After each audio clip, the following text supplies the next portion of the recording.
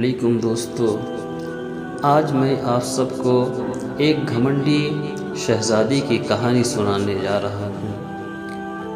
بسم اللہ الرحمن الرحیم۔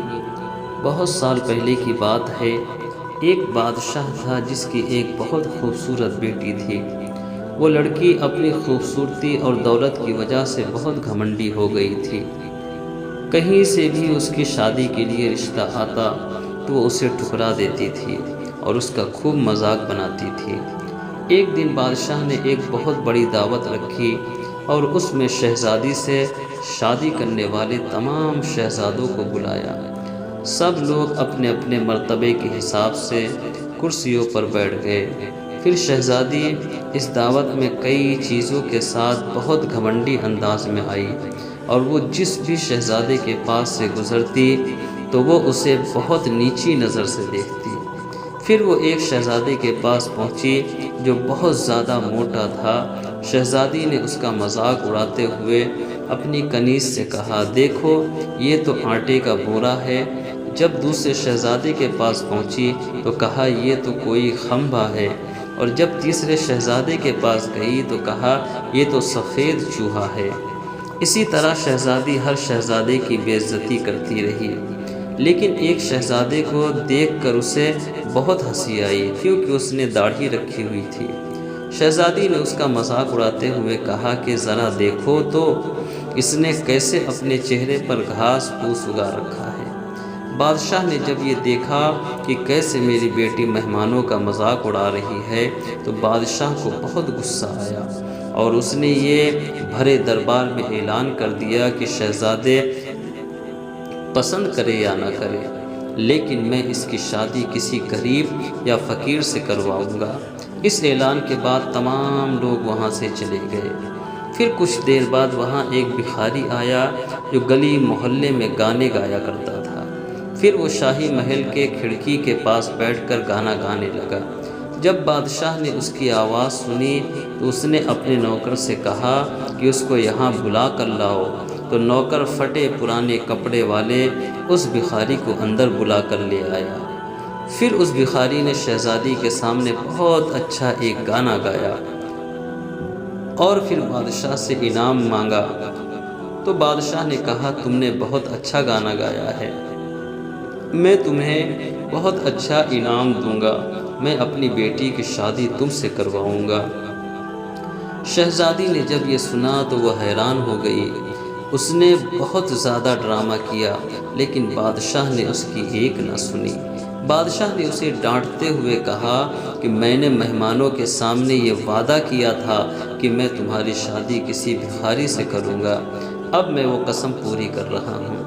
اس کے بعد بادشاہ نے ان دونوں کا نکاح بھی کروا دیا اور کہا کہ اب تم اپنے شوہر کے ساتھ جانے کی تیاری کر لو۔ شہزادی روتی پٹتی اس بھکاری کے ساتھ گئی۔ راستے میں وہ ایک شکار گاہ کے پاس سے گزری۔ وہ شکار گاہ بہت بڑی تھی۔ تو شہزادی نے بھکاری سے پوچھا کہ یہ شکار گاہ کس کی ہے؟ تو بھکاری نے کہا کہ میں نے سنا ہے کہ تم نے ایک داڑھی والے کا مذاق اڑایا تھا، یہ شکار گاہ اسی داڑھی والے کی ہے۔ اگر تم اس داڑھی والے سے شادی کر لیتی تو یہ شکار گاہ تمہاری ہوتی۔ اس کے بعد وہ ایک بڑے سے باغ میں پہنچی۔ یہ باغ دیکھ کر شہزادی نے پوچھا کہ یہ باغ کس کا ہے؟ تو بھکاری نے کہا کہ یہ باغ بھی اسی داڑھی والے کا ہے۔ پھر وہ ایک بڑے عظیم الشان شہر میں داخل ہوئی۔ اتنا بڑا اور خوبصورت شہر دیکھ کر شہزادی حیران ہو گئی۔ اس نے پوچھا کہ اس شہر کا مالک کون ہے؟ تو بھکاری نے کہا کہ یہ شہر داڑھی والے کے ملک میں آتا ہے، اگر تم اس سے شادی کر لیتی تو یہ سب تمہارا ہوتا۔ شہزادی نے افسوس کرتے ہوئے کہا کہ میں نے بہت بڑی غلطی کر دی، کاش میں اس سے شادی کر لیتی۔ تو بھکاری نے ناراض ہوتے ہوئے کہا کہ مجھے اس سے کوئی مطلب نہیں، مگر تم میرے ہوتے ہوئے کسی دوسرے مرد کی باتیں کیوں کر رہی ہو؟ کیا مجھ میں کوئی کمی ہے؟ اس کے بعد وہ ایک چھوٹی سی جھوپڑی کے پاس پہنچے تو تو شہزادی نے کہا کہ کیسی بیکار اور چھوٹی سی جھوپڑی ہے؟ تو بھکاری بولا کہ یہ میرا گھر ہے اور یہی وہ جگہ ہے جہاں ہمیں زندگی گزارنی ہے۔ تو شہزادی بولی کہ تمہارا نوکر کہاں ہے؟ تو بھکاری بولا کہ ہمیں نوکروں سے کیا کام، تم ہر کام کر سکتی ہو، چلو اب تم آگ جلاؤ اور میرے لیے کھانا بناؤ، میں بہت تھک چکا ہوں۔ لیکن شہزادی کو کھانا پکانا نہیں آتا تھا، تو بھکاری نے اس کی مدد کی۔ پھر کچھ دیر بعد انہوں نے الٹا سیدھا کھانا پکا کر کھا لیا اور سو گئے۔ دوسرے دن اسے بھکاری نے جگایا اور گھر کا کام کرنے کو کہا۔ شہزادی پورا دن کام کرتی رہی اور اوپر سے بھکاری کی ڈانٹ بھی سنتی رہی۔ کسی طرح سے انہوں نے کچھ دن گزار لیے۔ ایک دن بھکاری نے کہا کہ میں نے جو کچھ کمایا تھا وہ سب ختم ہو چکا ہے، اب کمانے کی باری تمہاری ہے، میں تمہیں لکڑی لا کر دیتا ہوں، تم اس سے ٹوکریاں بن لینا۔ یہ کہہ کر وہ جنگل میں گیا اور ٹوکری کے لیے لکڑی کاٹ کر لے آیا۔ شہزادی نے ٹوکری بنانی شروع کر دی۔ اس نے پہلے کبھی اس طرح کا محنت والا کام نہیں کیا تھا، اس لیے اس کی انگلیاں زخمی ہو گئیں اور ان میں سے خون نکلنے لگا۔ یہ دیکھ کر اس کے شوہر نے کہا کہ تم یہ کام نہیں کر سکتی، میں تمہیں دھاگے لا کر دیتا ہوں، تم اس سے کپڑے بن لینا۔ لیکن وہ یہ بھی نہ کر سکی۔ تو اس کے شوہر نے کہا کہ تم تو میرے لیے بالکل بھی کام کی نہیں ہو، تم تو کوئی بھی کام نہیں کر سکتی، تم سے شادی کر کے میں برباد ہو گیا۔ ٹھیک ہے، میں کوشش کرتا ہوں کہ تمہارے لیے میں مٹی کے برتن لا دوں، تم انہیں بازار میں جا کر بیچ دیا کرو۔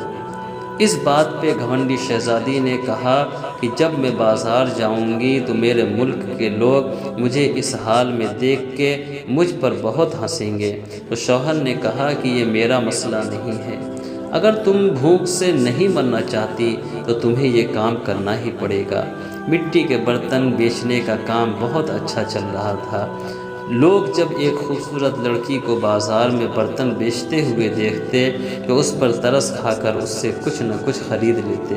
جب برتن بک گئے تو بھکاری نے اور برتن لا کر دیے۔ اسی دوران ایک سپاہی وہاں سے گزرا تو اس نے برتن لے کر اس میں لات مار کر توڑ دیا اور کہا کہ دوبارہ تم اس طرح سے راستہ مت گھیرنا، ایک طرف برتن رکھ کر بیچنا، بیچ راستے پر مت بیچنا۔ شہزادی بہت پریشان ہوئی۔ اس نے سارا واقعہ گھر آ کر اپنے شوہر سے بتایا۔ شوہر نے کہا تم بالکل پاگل ہو، تم سے کس نے کہا تھا کہ تم برتنوں کو ایسے بیچ بازار میں رکھ کر بیچو؟ آخر وہاں سے لوگوں کو نکلنے میں پریشانی ہوتی ہوگی۔ مجھے لگتا ہے کہ تم یہ بھی نہیں کر سکتی، یہ تمہارے بس کا کام نہیں ہے، میں شاہی محل جاؤں گا، ہو سکتا ہے شاید تمہارے لائق کوئی کام وہاں مل جائے۔ یہ کہہ کر وہ شادی محل کے لیے روانہ ہو گیا۔ شام کو وہ واپس آ کر کہا کہ تمہارے لیے شاہی محل میں مددگار باورچی کی جگہ مل گئی ہے، اب کم سے کم ہمیں پیٹ بھر کے کھانا تو مل ہی جائے گا۔ اس طرح وہ گھمنڈی شہزادی ایک مددگار باورچی بن گئی۔ وہ روز صبح سے شام تک باورچی خانے میں رہتی اور رات کو بچا ہوا کھانا اپنے گھر لے آتی۔ اس طرح دونوں میاں بیوی کا گزارا ہونے لگا۔ محل میں آئے ہوئے اسے کچھ ہی دن گزرا تھا کہ اس نے سنا کہ محل میں کوئی شاہی پروگرام ہے۔ جب مہمان آنے شروع ہوئے تو شہزادی باورچی خانے کی کھڑکی سے انہیں دیکھنے لگی۔ غلام قیمتی کپڑوں میں مہمانوں کا استقبال کر رہے تھے، ہر طرف شان و شوکت اور دھوم دھام نظر آ رہی تھی، لیکن شہزادی اپنی قسمت پر آنسو بہا رہی تھی اور اپنے تکبر اور بے وقوفی پر پچھتا رہی تھی۔ اسی دوران وہاں کچھ کنیزیں آئی جنہوں نے شہزادی کو لذیذ کھانے دیے۔ شہزادی نے اس کھانے کو ٹوکری میں رکھ لیے اور گھر کی طرف چل دی۔ ابھی وہ محل کے دروازے سے گزر ہی رہی تھی کہ اچانک بہت قیمتی پوشاک پہنے ہوئے ایک آدمی نے اس کا راستہ روکا۔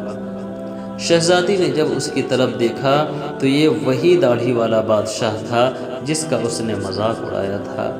وہ خوف سے کانپنے لگی۔ بادشاہ اسے لے کر محل میں پہنچا۔ اتنے سارے لوگوں کو دیکھ کر اس کا اپنے اوپر قابو نہیں رہا اور گھبراہٹ میں اس کے ہاتھ سے ٹوکری گر گئی اور اس میں سے کھانا نکل کر چاروں طرف بکھر گیا۔ تمام درباری ہنسنے لگے۔ شہزادی کا اس وقت حال ایسا تھا کہ جس طرح زمین پھٹ جاتی ہے اور وہ اس میں سما جاتی۔ اس نے جھٹکے سے اپنا ہاتھ چھڑا لیا اور بھاگنا چاہتی تھی۔ پھر بادشاہ نے اسے دوبارہ پکڑ لیا اور نرمی سے بولے کہ ڈرو مت، کیا تم مجھے نہیں پہچانتی ہو؟ میں وہی بھکاری ہوں جو تمہارے ساتھ جھوپڑی میں رہتا تھا، اور میں وہی سپاہی ہوں جس نے تمہارے برتن توڑے تھے۔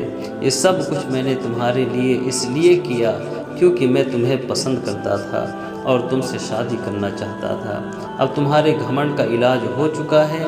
میں وہی بھکاری ہوں جس کے ساتھ تم رہا کرتی تھی۔ اب تمہیں اچھا سبق مل گیا ہے۔ پچھلی باتوں کو بھول جاؤ اور دیکھو ہماری شادی کی تیاریاں ہو رہی ہیں۔ اسی وقت کنیزیں آئی اور اسے اپنے ساتھ لے گئی۔ پھر شہزادی کو نہلا کر اسے دلہن کا لباس پہنایا گیا۔ پھر جب وہ دوبارہ وہاں آئی تو دیکھا کہ اس کے ماں باپ اور تمام درباری وہاں موجود تھے۔ لوگوں نے اسے مبارکباد دی۔ اس وقت شہزادی بالکل بدل گئی تھی۔ اس کا غرور، اس کا گھمنڈ سب ختم ہو چکا تھا۔ اس نے زندگی گزارنے کا ڈھنگ سیکھ لیا تھا۔ دوستو، اس کہانی سے ہمیں یہ سبق ملتا ہے کہ حالات جیسے بھی ہوں، انسان کو کبھی تکبر اور گھمنڈ نہیں کرنا چاہیے۔ اللہ تعالیٰ کا ہمیشہ ہمیں شکر ادا کرنا چاہیے۔